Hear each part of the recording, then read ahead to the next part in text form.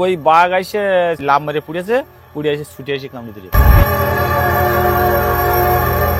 এবার আমি ওই মাথায় ধরে বাঘের ওই নাকের উপরে ধরে ঠিলে ধরে আগেছি। তখন আমি ওই চোখি আঙুল দিয়ে আর মা বোন নাম ধাম করেছি খুব।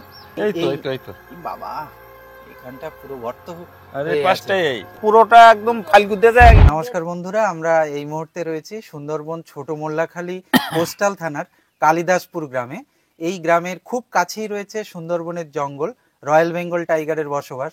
তো এই গ্রাম থেকে প্রচুর মানুষ নিয়মিতভাবে সুন্দরবনের জঙ্গলে মাছ কাঁকড়া ধরতে যান, মধু সংগ্রহ করতে যান। তো আমরা এখন এমন একজন মানুষের সঙ্গে কথা বলবো, উনি জঙ্গলে গেছিলেন কাঁকড়া ধরতে। তো দুর্ভাগ্যবশত ওনার ওপর বাঘ ঝাঁপিয়ে পড়ে। তো সেদিনকে কি ঘটনা ঘটেছিল ওনার মুখ থেকে আমরা সরাসরি জেনে নেব। আচ্ছা, প্রথমে জেনে নেব আপনার নাম। আমার নাম কালীপদ মণ্ডল। আমরা যে সাংঘাতিক ঘটনার কথা শুনেছি, আপনি জঙ্গলে গেছিলেন কাঁকড়া ধরতে, আপনার উপরে বাঘ ঝাঁপিয়ে পড়ে এবং আপনাকে আহত করে। তো সেদিনকে কি ঘটনা ঘটেছিল যদি একটু শুরু থেকে বলেন। আমরা পাশি নৌকোয় কাঁকড়া ধরতে গিয়েছি। জঙ্গলে ওই যে মাছ ধরায় একটু নিচে নামা হয়েছে। আচ্ছা আচ্ছা, জাল বাড়িয়ে দুটো মাছ টাছ ধরতে হয়। ওই বাঘ এসে লাভ মেরে পুড়েছে, পুড়ে এসে ছুটে এসে কামড়ে ধরেছে। বাবা, কামড়ে ধরেছে, ধরে আর ছাড়ে না। বাঘটা ওখানে পাশ ধরা হয়েছে তা আমরা জানতে পারিনি। বাঘটা এসে যখন বিশাল একটা গম্ভীর একটা গর্জন ঘুরে লাভ মেরে পুড়েছে, পুড়ে তারপর ছুটে এসে কামড়ে ধরেছে। ধরে আমি তখন মনে হচ্ছে আছি কি নি এইরকম একটা, একদম ভয়তে ডরাইনি, কিন্তু আমি যেন মনে হচ্ছে আমার এক্ষুনি খেয়ে ফেলবে। এইরকম ওর বাঘের যা দৃশ্য বা ভাব, এক্ষুনি খেয়ে ফেলবে বা আমার ছোটার জায়গা নেই। আর লাভ মারার জন্য বাঘ রেডি, তাই দুয়ার ঝুল মেরেছে লাভ মারার জন্য, নিয়ে চলে যাবে। এবার আমি ওই মাথায় ধরে বাঘের ওই নাকের উপরে ধরে ঠিলে ধরে আগেছি। হ্যাঁ, ও কামড়ে ধরেছে। একটা মেয়ে ছেলে ছিল, সে আন্তর দিয়ে ছুটে আসতেছে একটা লাঠি নিয়ে। আর সেই বেটা ছেলেটা ছুটে আইয়েছে, এসে বাঘ তখন মাজা বেঁকিয়ে ওকে ধরার জন্য আবার ভাব নিয়েছে। তখনই ও ভয় পেয়েছে, পালিয়ে ও তখন যখন না ফেরেছে লাভ মারি আমার নিয়ে চলে যাবে এরকম একটা ভাব এসে গেছে। আমি বুঝতে পারিছি। আপনি পড়ে আছেন? আমি একবার পড়িনি, একটু হেলা মতন হয়ে পড়ে আছি। এইবার তখন আমি ওই চোখি আঙুল দিয়ে আর ওই মাটার মা বোন নাম ধাম করেছি খুব। তখন আপনি ওই সময় মানে বাঘের চোখে আঙুল দিয়ে ওই জায়গায় হাত, তো তখন আমি হাত দিয়ে ওইবার টিলেরাই জ্বালতে আমার তো খাই ফেলবে। আপনার ওই ডান হাতের ওইখানটা প্রথমে কামড় দিয়েছিল, ওইখানটা। হ্যাঁ, এই তো বাবা, এখানটা পুরো গর্ত। আর এইখানটা পুরোটা একদম ফালগুতে যায়। এখান থেকে এটা ফালগুড়ে এই ফালগু দিয়েছে। ঘাটা ধরতে দেয়নি, দাঁড়িয়ে অবস্থায় এসে ওই অবস্থা ঘটিয়েছে। তারপরে বাঘটা ছেড়ে দেয়, লাভ মারে ওঠে। ও না আসলি বা আমারে তো ছাড়িয়ে দিয়ে ঘাট ধরতো। এখানে কাটা কমপ্লিট, এবার ছাড়িয়ে দিয়ে ঘাট ধরবে। ওরা দাঁতের গায়ে দান না লাগলি ওরা ছাড়ে না। আমার যদি ঘাড়ে ধরতো তা ওরা দুজন বাড়ি আসতো না, কেননা রামকৃষ্ণ মরা লোক, একটুকুনি লোক, আর ওই বউটা আতঙ্ক ওর শেষই গেছে। রামকৃষ্ণ সাহস ধরেছে, তাও বলতেছে আমার ভিতরে কিচ্ছু নেই। আমি সাহস ধরলি কি আমার ভিতরে কিচ্ছু নেই।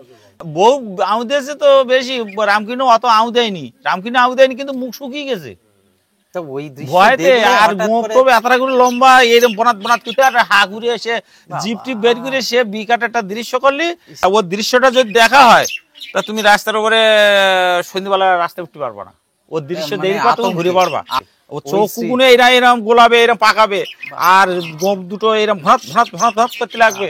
আর দৃশ্যটা 5 হাতের মতন বাঘটা লম্বা, অনুমানিক এক ব্যায়ামের উপরে একটুকুনি হবে, 5 হাতখানি হবে লম্বা, লেজটা হাত 1.5 2টোর দিকে এই ঘটনাটা ঘটায়। কাঁকড়া 2 দিন ধরেছি, কাঁকড়া ধরা কমপ্লিট।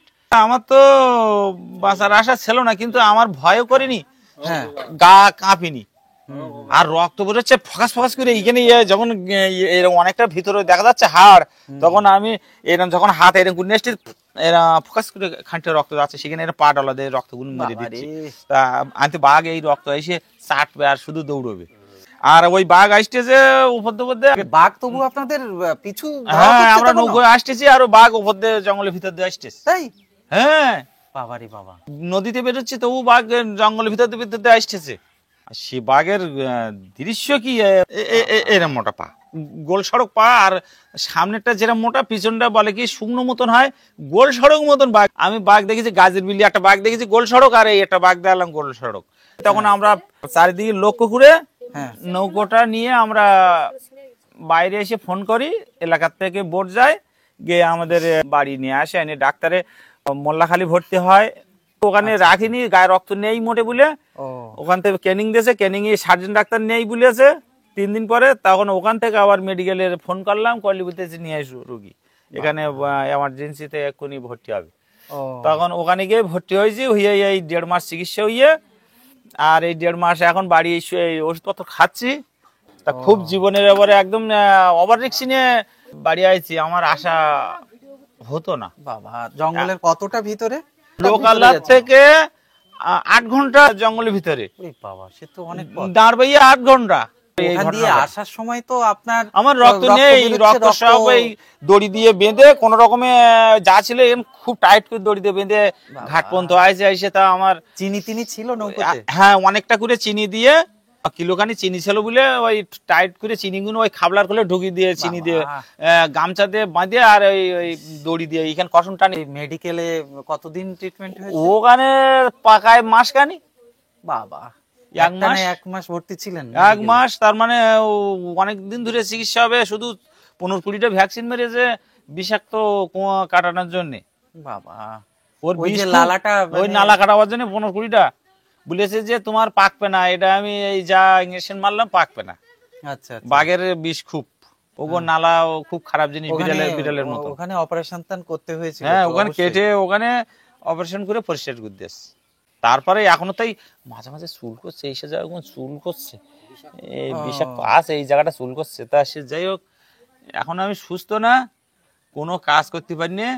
এখনো ওষুধ খেয়ে যেতে হবে? ওষুধ অটোমেটিক খেয়ে যেতে হবে, ওরা যা দিল আর আমি 3-4 হাজার টাকার ওষুধ কিনে নিয়েছি, নিয়ে আমি সেইভাবে খাচ্ছি আর খেয়ে যেতে হবে। এখনো 1 মাস 6 মাসের এধারে কোনো কাজ করতে পারবো না বলেছে। তারপর আস্তে আস্তে কিছু করা যাবে, একটু নরমাল কাজটা। মানে এখন সমস্যা কি? পুরো ডান হাত এখানে এখানে কাটা লাগছে, ভিতরে ফাঁকাই যাওয়ার ভয় আছে। আর এটা অবেশি এরিয়েছে, এটা এই সাইডটা একদম পুরো অবেশি এরিয়েছে। শুধু কবজিটা ভালো আছে বলে হাতটা ওঠা পড়া করতেছে, আর মেন কিছু শিরা ভালো আছে তাই ওঠা পড়া করতেছে। রাত্রি যন্ত্রণাটা বেশি বাড়তেছে, সারাদিন কাজ করতেছি, খুব বেশি অসুবিধা হচ্ছে না। কিন্তু এই হাত নাড়াচাড়া ডাক্তার বলে শুধু ব্যায়াম করো, ব্যায়ামটা চালিয়ে রাখছি। রাত্রি কিন্তু যন্ত্রণা বাড়ে, এমআর রাখলে যন্ত্রণা সে বন্ধ হচ্ছে না। আমার 83 কেজি ওয়েট, তারপরের দিন ওই অ্যাক্সিডেন্ট হওয়ার পরে আমি ওজন করতেছি 80 কেজি। আমি তো 3 কেজি গেল কোনে, আমি তো ভাত খাইছি আবার। তা বলতে ওই রক্ত বেরিয়ে গেছে তোমার, তার জন্য ওয়েট কমে গেছে। তারপরে মেডিকেলে যখন ছিলাম 50-55 কেজিতে এসে গেছে। ওই যে রক্ত পুড়িয়ে গেলি আর ওই যে ওষুধের অ্যাকশন, ওই শরীর কুশি আসে, পায়খানা তাই হয় না, তাই আবার একটা আলাদা ওষুধ দেয় যে পায়খানা নর্মাল রাখার জন্য। সে কি কষ্ট। কিন্তু রাত্রে আমি স্বপ্ন দেখেছি যে পশ্চিম দিক থেকে বাঘ আসতেছে, ছুটে এসে গরুর গায়ে কামড়াচ্ছে। তো তার আগের দিন রাত্রে? ওই রাত্রি স্বপ্ন দেখেছি রাত 3টের দিকে, 3:30 দিকে। আর ওই বেলা ওই 1:30টার সময় ঘটনা ঘটে যে সেই পশ্চিম দিক থেকে এসে বাঘটা ছুটে এসে আমার কামড়িয়েছে। তাহলে আমার মনে হয় যে ওই দিনটা নদীর থেকে খালের মধ্যে না ঢোকাই ভালো ছিল। ফাঁকা বন, বাঘটা ওখানে নিয়ে এরকম একটা ভাব সেইরকম দেখাচ্ছে। কিন্তু তারই হলে বাঘ সারা শব্দ পালিয়ে আমাকেও অসুবিধা হতো না, আমরা সতর্ক হয়ে যেতাম সঙ্গে সঙ্গে। এই সরার মধ্যে 2-4টে চিংড়ি মাছটা ওই যা হুয়ে ওই তেল ঝাল নুন কিনে, তাই ও সংসারে রক্ষে হচ্ছে না চালাতে। চারদিকে হালকা, তাই এখনো সময় একদম অচল মতন হয়ে কোন রকমে চলতেছে, লোকের কাছে ধার আবলাদ করে যায় করে চলতেছে। আমরা ভিডিওটি এখানে শেষ করছি। ভিডিওটিতে অবশ্যই লাইক করবেন, কমেন্ট করবেন আর চ্যানেলটি সাবস্ক্রাইব করে পাশে থাকবেন। আবার দেখা হবে এরকম নতুন কোনো ভিডিও নিয়ে। সবাই ভালো থাকবেন, সুস্থ থাকবেন। নমস্কার।